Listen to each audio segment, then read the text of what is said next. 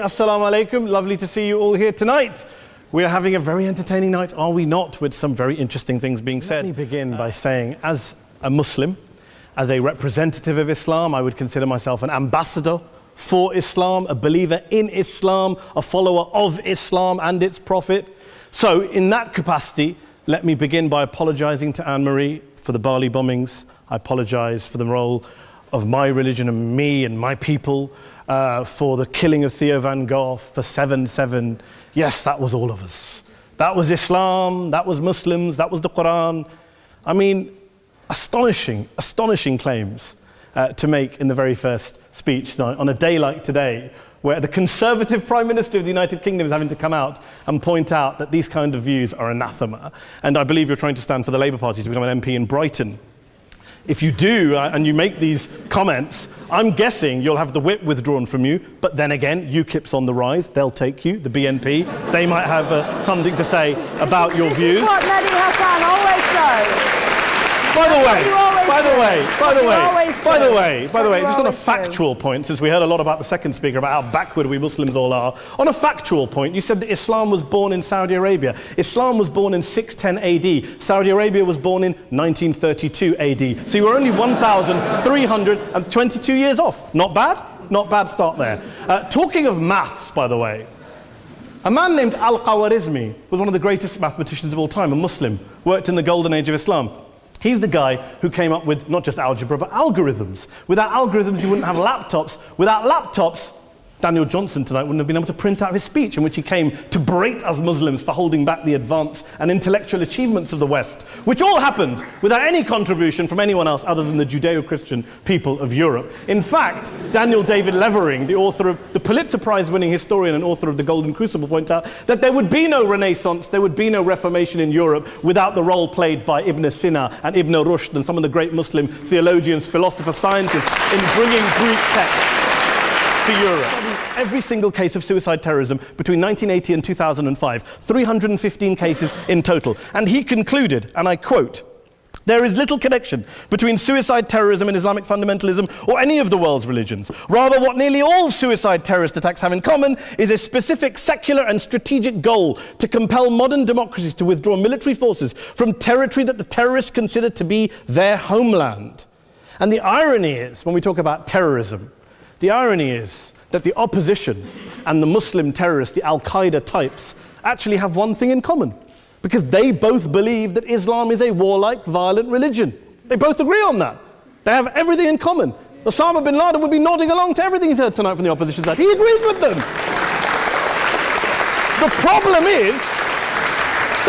is that mainstream Muslims don't. The majority of Muslims around the world don't.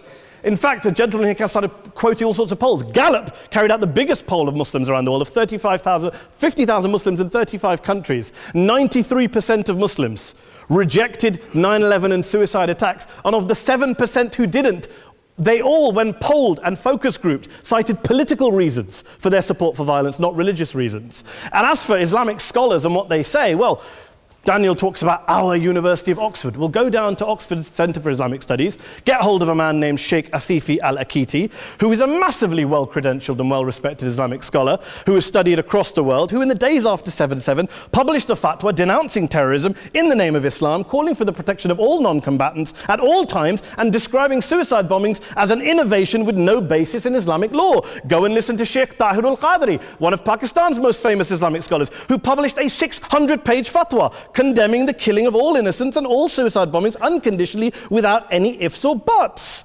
There's nothing new here. This is mainstream Islam, mainstream scholarship, which has said this for years. You don't go out and kill people willy-nilly in the high street or anywhere else, on a bus or a mall, based on verses of the Quran that you cherry-pick without any context, any understanding, any interpretation, or any commentary. Here's my question, if we're going to generalize and smear.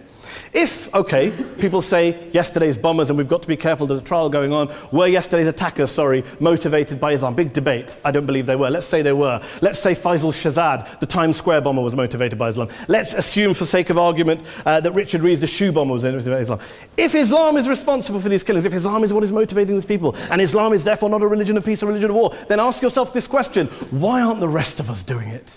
Why is it such a tiny minority of Muslims are interpreting their religion in the way that the opposition claim they are? Let's assume there are 16,000 suicide bombers in the world. There aren't. Let's assume there are for the sake of argument.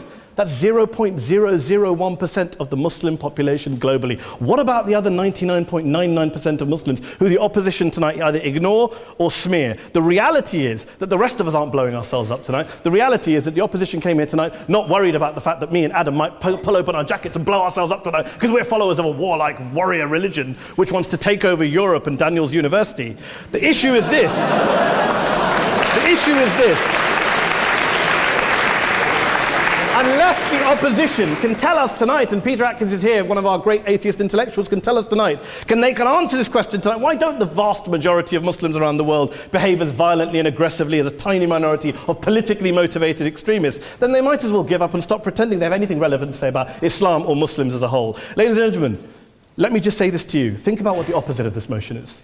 If you vote no tonight, think about what you're saying the opposite of this motion is. That Islam isn't a religion of peace, it's a religion of war, of violence, of terror, of aggression. That the people who follow Islam, me, my wife, my retired parents, my 6-year-old child, that 1.8 million of your fellow British residents and citizens, that 1.6 billion people across the world, your fellow human beings, are all followers, promoters, believers in a religion of violence. Do you really think that? Do you really believe that to be the case? They say that in the Oxford Union, the most famous debate was in 1933 when Adolf Hitler looked out for the result of the King and Country motion, where they voted against fighting for King and Country, and Hitler was listening out for the result. Well, tonight, 80 years on, there are two groups of people around the world who I would argue are waiting for the result of tonight's vote. There are the millions of peaceful, non-violent, law-abiding Muslims both in the UK, Europe, Asia, Africa and beyond, who see Islam as the source of their identity, as a source of spiritual fulfillment, of hope, of solace.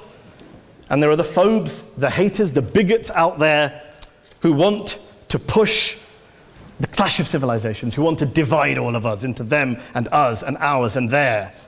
Those Muslims who you know, who you've met, who you hear, who don't believe in violence, who do want you to hear the peaceful message of the Quran as they believe it to be taught to the majority of Muslims, the Islam of peace and compassion and mercy, the Islam of the Quran, not of Al-Qaeda. Ladies and gentlemen, I beg to propose this motion to the House. I urge you to vote yes tonight. Thank you very much for your time.